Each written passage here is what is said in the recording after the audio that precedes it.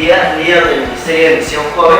Así que chicos, les quiero decir de que el día de mañana, bueno, hoy día estamos viernes, el día de mañana sábado, estamos empezando el culto a las 7:30. Por favor, así que pueden traer a sus invitados, pueden desde ya estar orando para que Dios pueda hablar a nuestra vida, a nuestro corazón.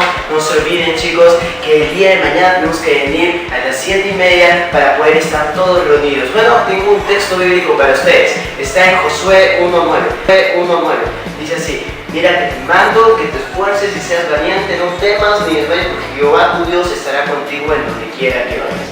Bueno chicos, agárrense fuerte de esa palabra, es una palabra muy bonita para tu vida y para mi vida. Bueno chicos, ya me estoy despidiendo y bueno, solamente quería decirles que el día de mañana, 7:30, estamos empezando el culto de Visión Joven. Cuídense, que Dios bendiga.